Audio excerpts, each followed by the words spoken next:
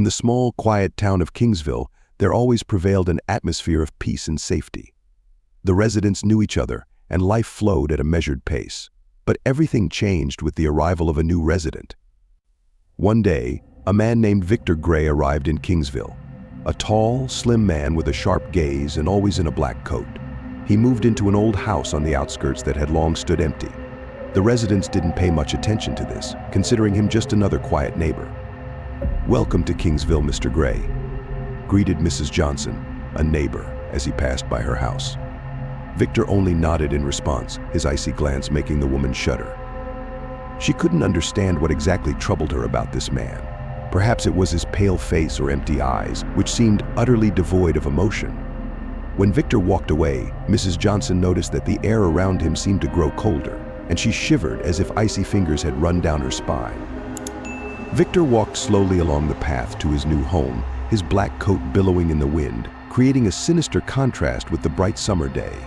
He opened the creaky door of the house and immediately felt darkness engulfing him from within, as if the old house was glad of his presence. Victor closed the door behind him, and silence enveloped the house like a heavy blanket. A week passed, and Victor tried to keep to himself.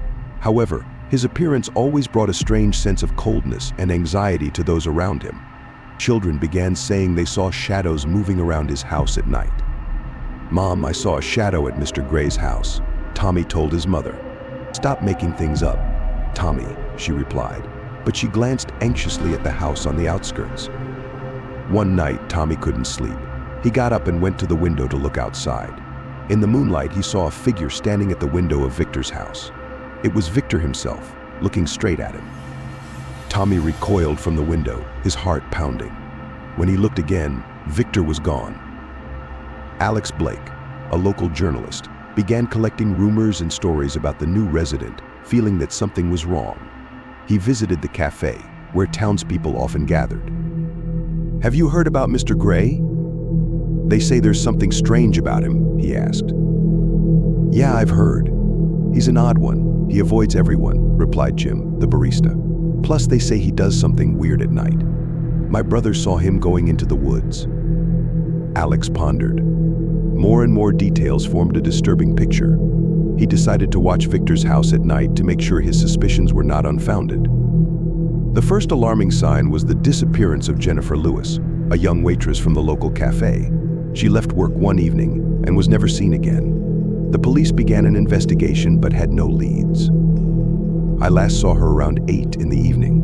She went home, and that's it," Jim told Alex.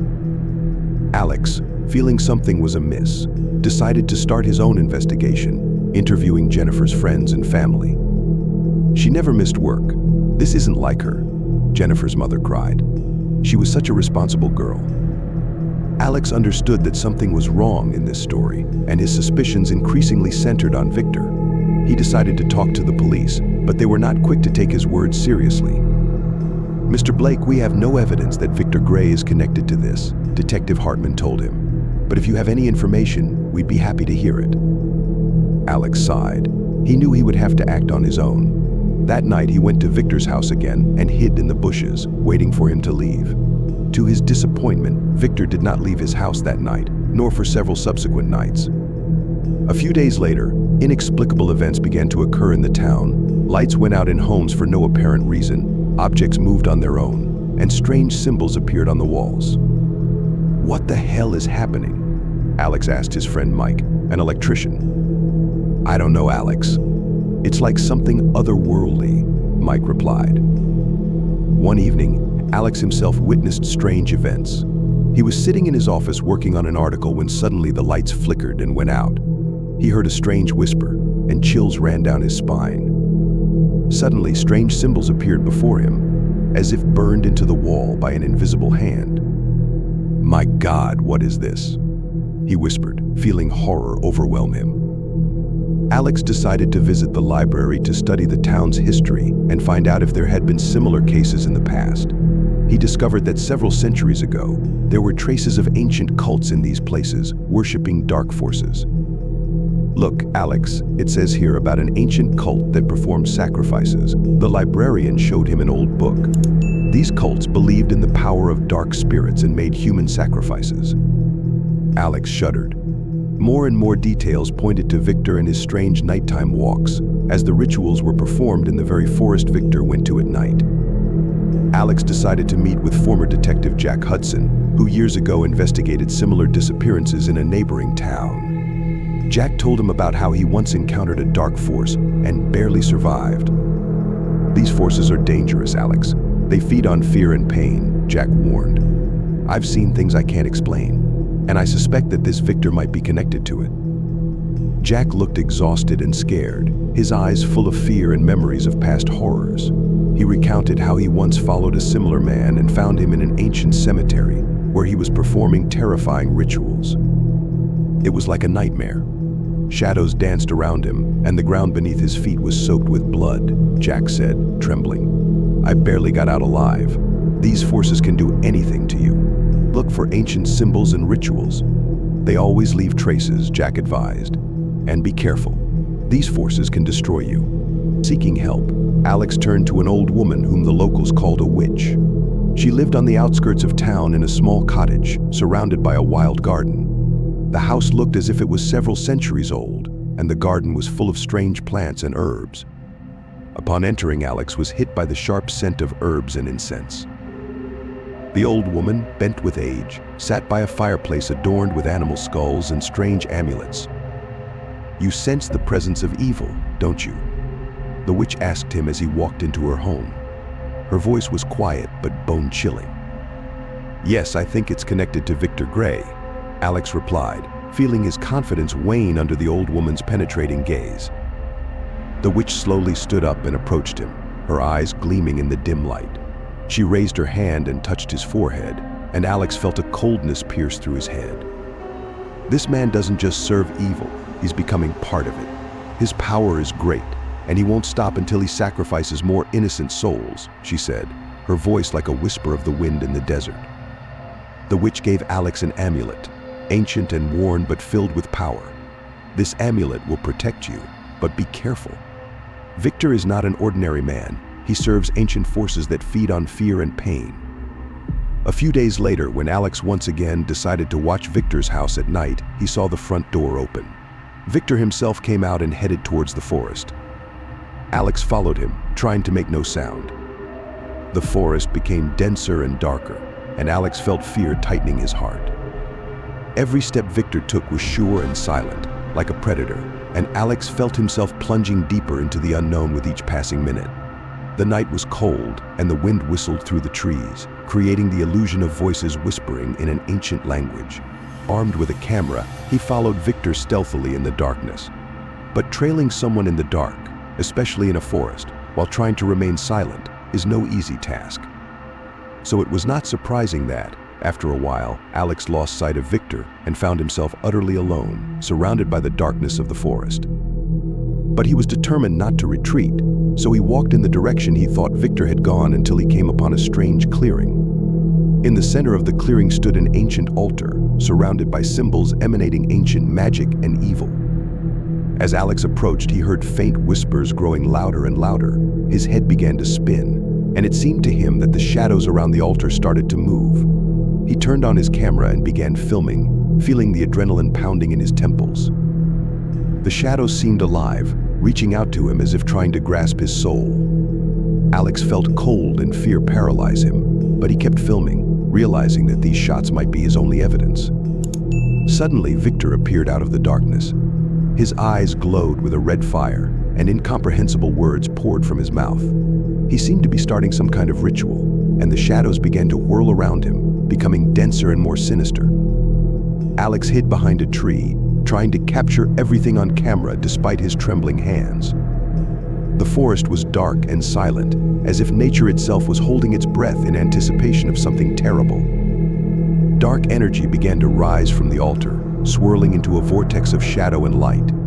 Victor spoke in an ancient language, his voice low and echoing in the depths of the forest. Suddenly, a figure in black robes appeared before Victor, a manifestation of the dark force. "Now you will serve me forever," whispered the figure, and Victor obediently nodded in agreement. The dark force began to spread like a thick fog, engulfing everything in its path. Alex felt the cold engulf him, and the shadows began to reach out to him as if alive. He tried to keep his camera steady, but fear paralyzed him, making every movement difficult. The whispers around him grew louder, turning into sinister moans. The shadows thickened, forming bizarre and terrifying shapes that tried to reach Alex. He felt his mind overwhelmed by fear, making his heart race faster. Realizing that the dark force was controlling Victor and compelling him to make sacrifices, and knowing that these recordings might not be enough, since they could be dismissed as high-quality video editing, Alex decided to take advantage of the opportunity and break into Victor's house while he was away. He set his goal to find undeniable evidence inside the house. Inside, he discovered a secret room in the basement filled with ancient books and artifacts used for dark rituals. Among them, he found a journal in which Victor described his encounters with the dark force and his plans for new sacrifices. "These rituals demand more and more victims," Victor wrote in the journal. "I can't stop, or the dark force will consume me." The journal was filled with horrifying descriptions of the rituals Victor conducted. Alex saw images depicting gruesome scenes of sacrifices that took his breath away. He realized Victor was possessed and would stop at nothing. Alex quickly recorded all this evidence on his camera and left the house, feeling cold sweat running down his back. He knew he had little time and needed to act immediately. Alex left Victor's house with the journal in his hands and a book of ancient rituals, feeling the weight of responsibility on his shoulders. The journal was a key piece of the puzzle that could change the course of the investigation and hold Victor accountable. "I hope these records help prove that Victor is behind everything happening in this town," Alex muttered to himself as he walked through the dark streets of Kingsville. Urgently heading to the police station, Alex presented the journal to the detectives, proving his words about the dark rituals described in it. He felt relieved, knowing that the truth would now come out and the one behind all this would be punished. "Alex, did you find something important?" Detective Hartman asked, taking the journal from him and quickly flipping through its pages. "Yes, I'm sure this will help you with the investigation," Alex replied, feeling his heart pound harder with excitement. But what happened next left Alex bewildered. After the police went to Victor's house to search it and detain him for questioning, Victor casually walked out of the station, as if there were no charges against him. When Alex found out, he immediately went to the station to find out why he was released, only to be told there was no evidence against Victor. How is there no evidence? "I gave you the journal yesterday, where Victor himself described all his crimes," Alex responded in confusion.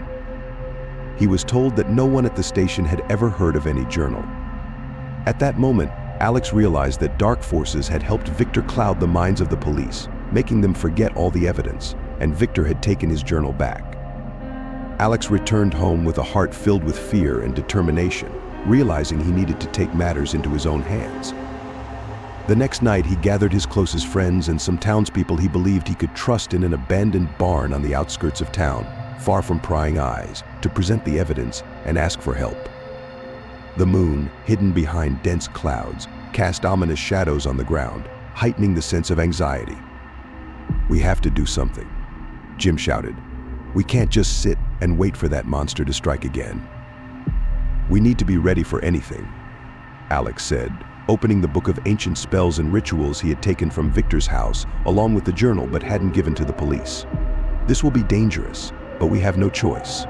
Every face in the room was tense with fear. They understood they were entering a battle against something beyond their comprehension. Alex spread amulets, candles, and ancient herbs on the table. The sharp smell of wormwood and lavender, mixed with the musty scent of old books, filled the air. "This is our only chance," he continued, holding the amulet given to him by the witch. "This amulet will protect us, but we must use it correctly." Alex's friends began preparing for the impending battle, each lost in their thoughts and fears. The townspeople, driven by fear and anger, started arming themselves with whatever they could find, from old rifles to kitchen knives. The residents of Kingsville gathered and headed to Victor's house. But Victor, sensing danger and knowing he couldn't cloud the minds of so many people, disappeared. The residents found only an empty house filled with numerous magical artifacts and symbols on the walls.